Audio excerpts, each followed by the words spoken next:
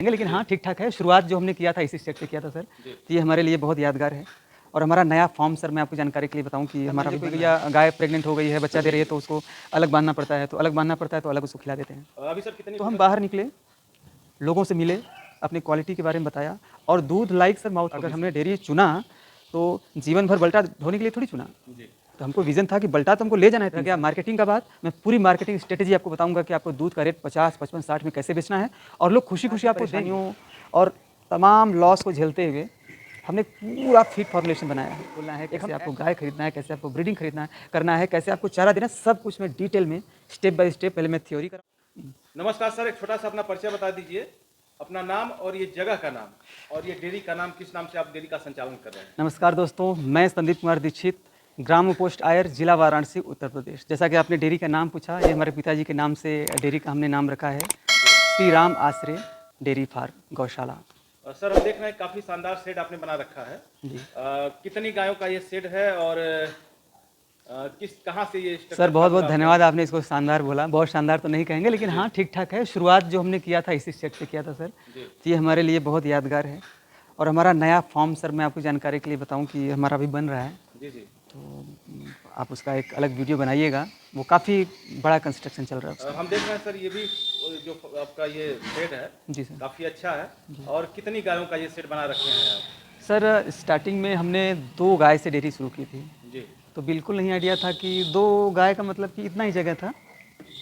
तो गायें बढ़ती गईं और यहाँ से फिर ये बनवाए, फिर और बढ़ी ये बनवाए, और बढ़ी फिर उधर, ऐसे करके चल रहा है। तो अभी जगह का काफ़ी कमी समझ में आ रहा है। तो मतलब ये शेड आपने एक बार में नहीं बनवाया है, अलग अलग पार्ट में बनवाया है? नहीं बनवाया, तो ऊपर का तो एक बार में बनवाया था, नीचे का जैसे जैसे बढ़ती गई वैसे बनवाता गया। कितना हम फार्म पे घूमते हैं, बहुत से फार्म पे देखते हैं सर, लोग टीन का शेड लगाते हैं जी, आपने सीमेंट का शेड डाला है, क्या अंतर होता है टीन के शेड से और सीमेंट वाले शेड? सर देखिए, दोनों अपने जगह पे बहुत अच्छा है। टीन का शेड बिल्कुल बुरा नहीं होता, क्योंकि अब पहले जैसा मौसम नहीं रह गया सर जी। कि पहले क्या होता था कि एक टाइम पे बरसात आता था, एक टाइम पे जाड़ा आता था। अब तो कब पत्थर पड़ने लगा, कब मौसम प्रतिकूल हो जाए, तो उस हिसाब से टीन का शेड में ये बढ़िया रहता है। कभी मान लीजिए पत्थर गिरा या कुछ हुआ तो आपका डैमेज नहीं होता है। और इसमें क्या है कि बाई द वे मान लीजिए ओला वृष्टि हुआ या कुछ ऐसा हुआ तो डैमेज होने के चांस रहते हैं, लेकिन हाँ तपन इसमें थोड़ा सा कम लगता है।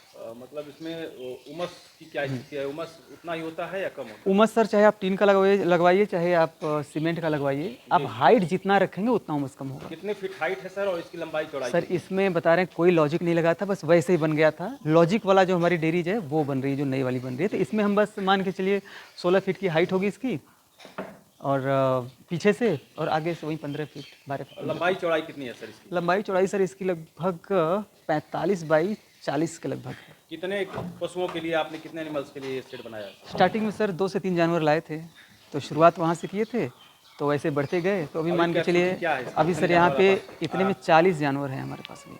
तो 40 जानवर इसमें पूरा एडजस्ट हो जाते हैं, कोई परेशानी नहीं? परेशानी तो सर थोड़ी बहुत हो रही है, लेकिन कोशिश करते हैं कि मान लीजिए जिसको दिक्कत हो रहा है अब उधर फैला दिए उधर, जबकि शेड में तो सर जगह कम पड़ रहा है। शेड में जगह कम होने के कारण आपने, हम देख रहे हैं कि ये इस तरह का ये जी जी जी जी जी जी नाद बना दिया है। जी जी जी काफ़ी आसानी हो जाती होगी जानवरों को खिलाने में, खिला के हटा देते हैं? हाँ सर, अगर हम बाहर खिला रहे हैं तो इसके लिए 2-4 ड्रम आपको रखना जरूरी होता है। मान लीजिए कोई गाय प्रेग्नेंट हो गई है, बच्चा दे रही है, तो उसको अलग बांधना पड़ता है, तो अलग बांधना पड़ता है, तो अलग उसको खिला देते हैं। अभी सर कितनी टोटल 40 आपने जानवर बताया? जी जी जी जी। इस 40 एनिमल से कितने दूध का उत्पादन हो जा रहा है सर? इस समय हमारे यहाँ लगभग 1.5 कुंटल, जिसमें सर हमारे पास लगभग 20 बछड़ियाँ हैं जी जी। तो और कुछ इसमें प्रेग्नेंट हैं, कुछ बच्चा देने वाली हैं। ओवरऑल 1.5 कुंटल लगभग दूध का उत्पादन सर बहुत से किसान कर लेते हैं, लेकिन एक समस्या आती है दूध बेचने की जी।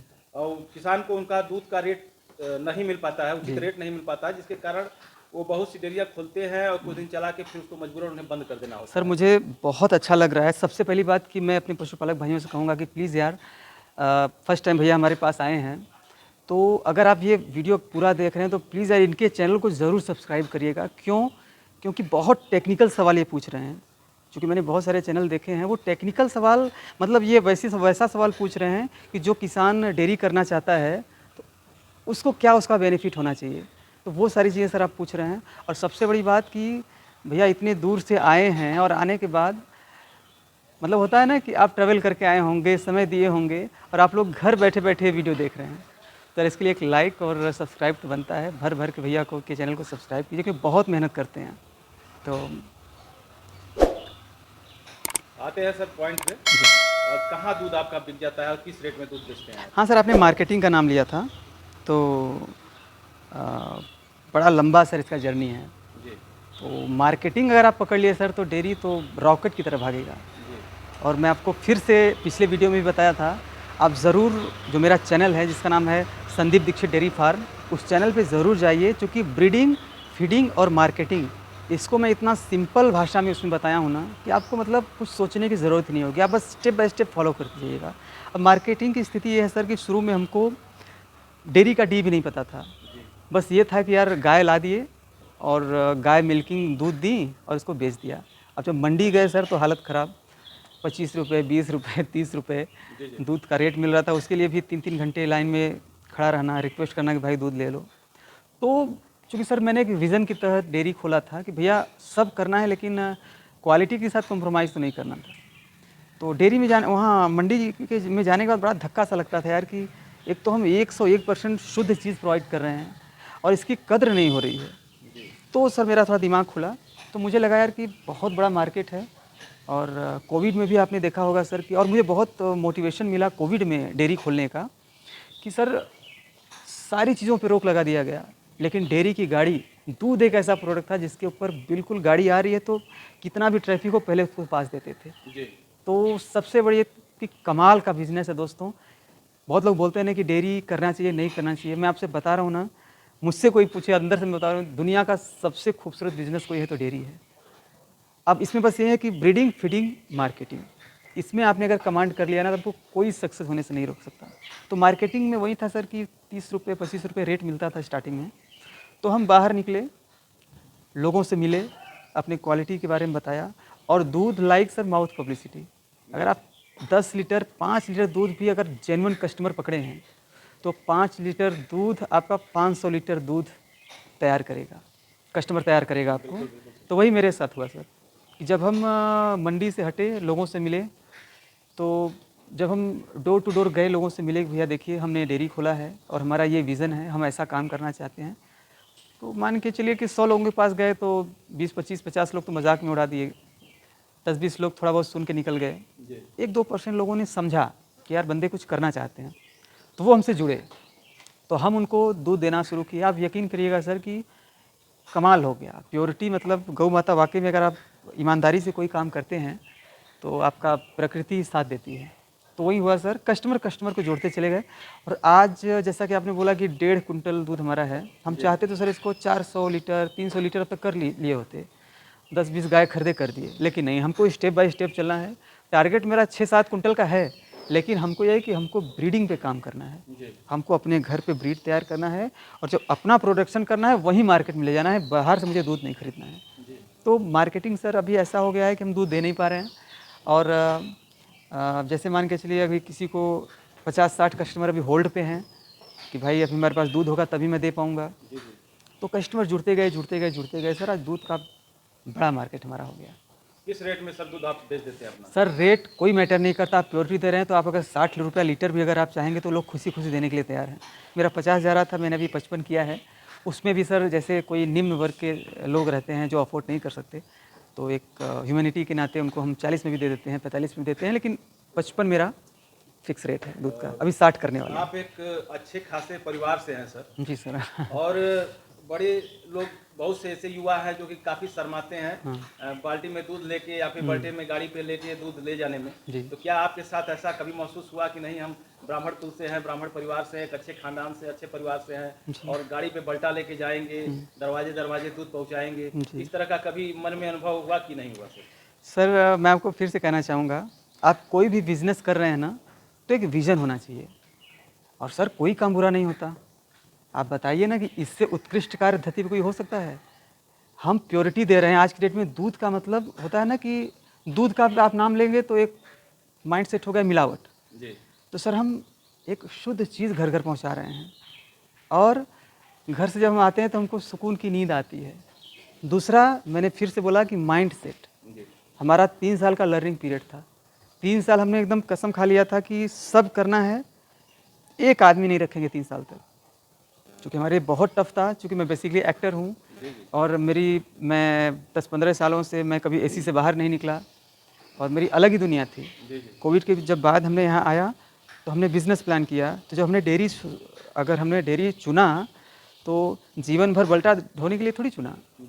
तो हमको विज़न था कि बल्टा तो हमको ले जाना है 3 साल, क्योंकि हमको सीखना होगा भैया हम गोबर कैसे उठाते हैं, फार्म की सफाई कैसे करते हैं, गायों को चारा कैसे। अब आप करेंगे नहीं, आप शुरू में भी हम तो बड़े आदमी हैं, रख दिए 4 ठो नौकर और कर रहे हैं, मतलब विदिन 3 साल में आप बर्बाद हो जाएंगे। तो हमने पूरा 3 साल पूरा लर्न किया।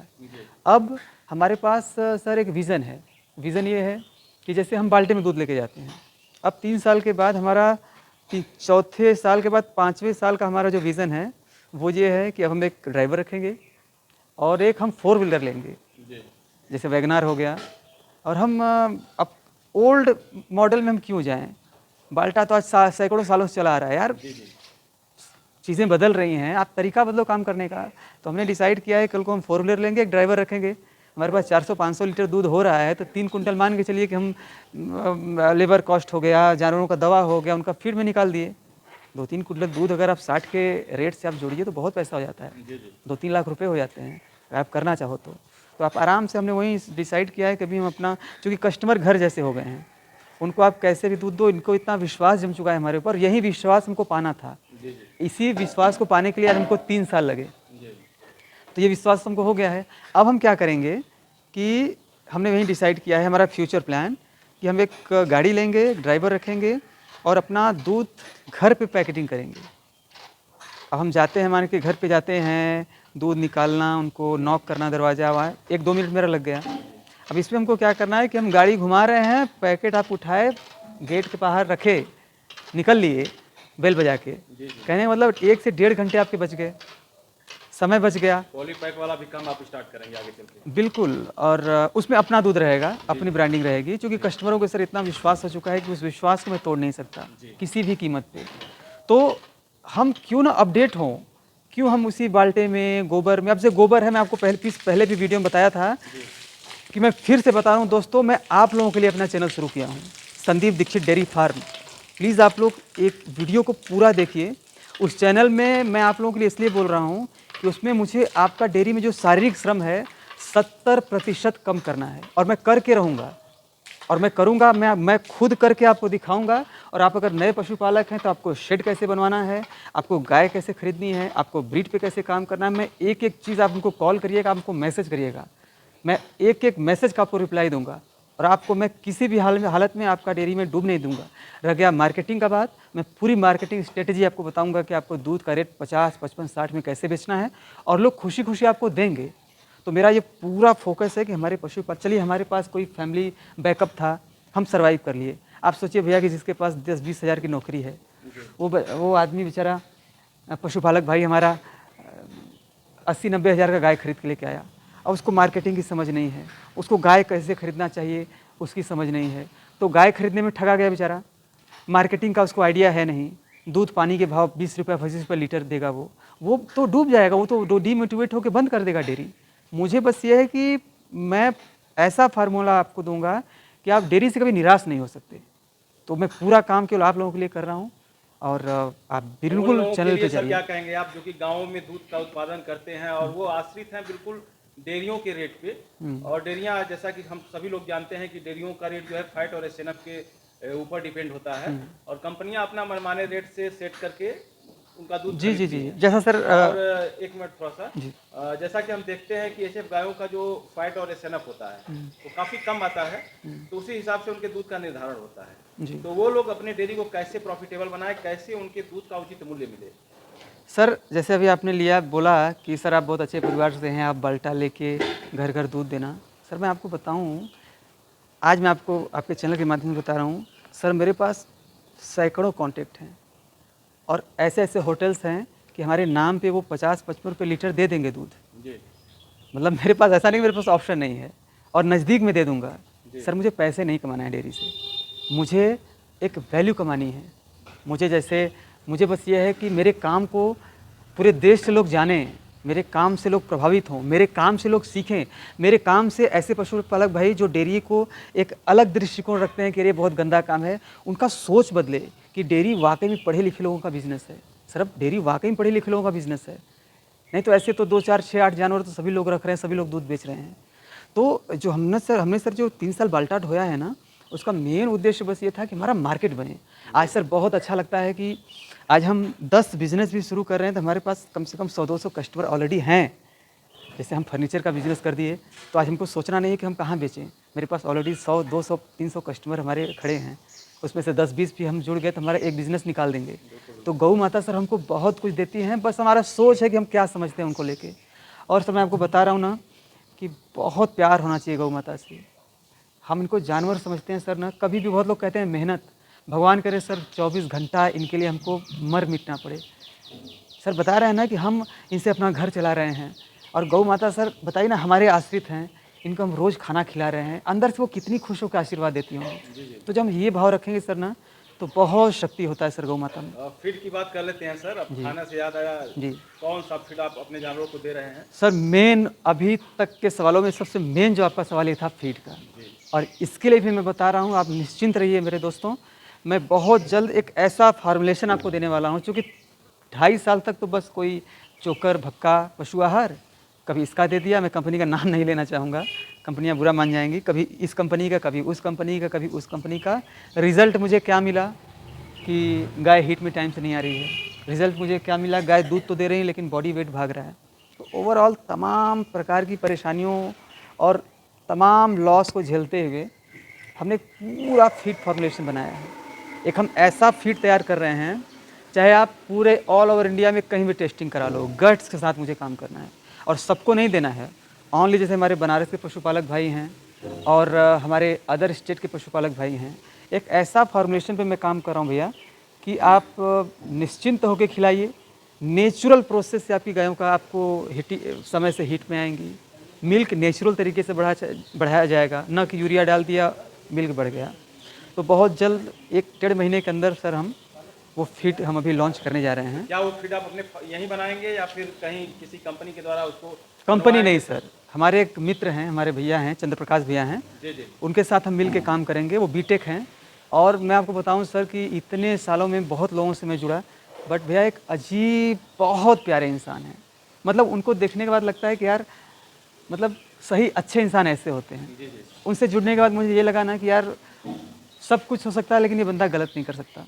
तो हमारी आपस में बात हुई है, हम लोग एक ऐसे फीड पे काम कर चुके हैं। हालांकि मैं अभी उनका फीड जो है अपने फार्म पे आज 3 महीने से यूज़ कर रहा हूँ और मैं तब तक अभी रिव्यू नहीं दूंगा जब तक मैं संतुष्ट न हो जाऊँ। अभी 3 महीना हो गया सर, मैं आप देख रहे हैं ना कि गोबर आप देख रहे हैं गायों का, लाइव आप देख सकते हैं। कमाल हो गया सर उनके फीड से, गोबर, गायों का हेल्थ, ओवरऑल सारी चीज़ों में सर सुधार आया है। तो बहुत जल्द हम लोग मिल के काम करने जा रहे हैं। तो हम बहुत जल्द अपने पशुपालक भाइयों के लिए वो फीड लॉन्च करेंगे। किसानों को फीड क्या रेट में उपलब्ध होने वाला है? सर जो मार्केट में जो आप फीड लोकल खरीद रहे हैं मैं उसी रेट में दूंगा। इसमें आइडिया आप एक बताइए। मैं सर अभी ऐसे नहीं बता सकता, लेकिन हाँ जैसे आप चोकर खरीद रहे हैं। हाँ दूसरी बात, उस फीड में सर मान के चलिए 29, 30, 31, ज़्यादा से ज़्यादा 30-31 के ऊपर नहीं जाएगा। अब उसमें एक फ़ायदा सर क्या होगा, आपको कम से कम 50 प्रकार के जो तत्व हैं जो हम, अब बताइए हम चोकर खिला दिए, भक्का खिला दिए, मक्का खिला दिए, अब गायों को कितना % प्रोटीन देना है कि उनका हेल्थ सुधरे, ठीक है। टॉक्सिटी के लिए टॉक्सिन बाइंडर देना होता है, लीवर टॉनिक हम अलग से देंगे, ये सारी चीज़ें अलग से देंगे। आपका कॉस्टिंग भागेगा ही नहीं इसमें सर। इस फीड को देने के बाद आपको अलग से कुछ भी देने की ज़रूरत नहीं है, यहाँ तक कि मिनरल मिक्सचर भी देने की ज़रूरत नहीं है, सब कुछ ऐड रहेगा। और ये हम कमाने के लिए नहीं सर, क्योंकि कंपनियाँ तो सर केवल क्या बताएं हमको केवल सर एक सोशल काम करना है, पशुपालक भाइयों को जागरूक करना है और उनके हर सुख दुख में खड़ा होना है कि उनको कोई कभी दिक्कत ना हो। अंदर से मैं आपको बता रहा हूँ सर, बहुत लोगों को लग सकता है कि ये करेगा वो करेगा, फीड एकदम नो प्रॉफिट नो लॉस भैया, हमको उस पर काम करना है, हमको केवल किसानों से जुड़ना है। तो मेरा मेन उद्देश्य है। फिर से मैं कह रहा हूँ सर, ये सारी जानकारी मैं अपने चैनल जिसका नाम है Sandeep Dikshit dairy farm, step by step कैसे आपको डेयरी खोलना है, कैसे आपको गाय खरीदना है, कैसे आपको ब्रीडिंग करना है, कैसे आपको चारा देना है, सब कुछ मैं डिटेल में स्टेप बाय स्टेप पहले मैं थ्योरी कराऊंगा एक एक चीज़, फिर रोग का समाधान, सारी चीज़ मैं आपको उस चैनल पे अपडेट करूँगा।